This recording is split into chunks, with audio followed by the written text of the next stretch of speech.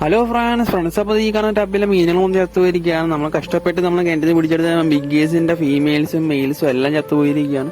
അപ്പോൾ ചത്തുവാൻ കാരണം വേറെ ഒന്നുമല്ല, നമ്മൾ ഈ നായക്കുട്ടികളാണ്. അവന്മാർ ആ ചൂടുകാലാണ് രാത്രി വെള്ളം കുടിക്കാൻ വേണ്ടി നമ്മുടെ ടാങ്ക് വരുമായിരുന്നു. അപ്പോൾ അവന്മാർ ഓരോ വീടുകളിൽ പോയിട്ടുള്ള ചോറിനെ മറ്റ് വേസ്റ്റ് കാലം കഴിച്ചിട്ട് ഇമാർ ടാങ്കിൽ വന്നിട്ട് തലയിട്ട് വെള്ളം കുടിക്കുമായിരുന്നു. അപ്പോൾ നമ്മൾ ഈ ടാങ്കിൽ വെള്ളം കലങ്ങിയിട്ട് അങ്ങനെ നോക്കിയപ്പോൾ മീനുകളൊന്നും കാണുന്നില്ല. അങ്ങനെ നമ്മൾ പെട്ടെന്ന് ടാങ്ക് ക്ലീൻ ചെയ്ത് നോക്കിയത്.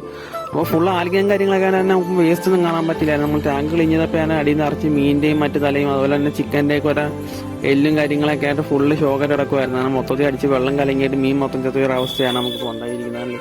ഒരുപാട് മീൻ ചത്തു. അത്യാവശ്യം നല്ല ബ്രീഡിങ് നല്ല ഫീമെയിൽസും കാര്യങ്ങളൊക്കെ ഉണ്ടായിരുന്നു. അത്യാവശ്യം കുഞ്ഞുങ്ങളൊക്കെ ഇറങ്ങി വന്നതായിരുന്നു.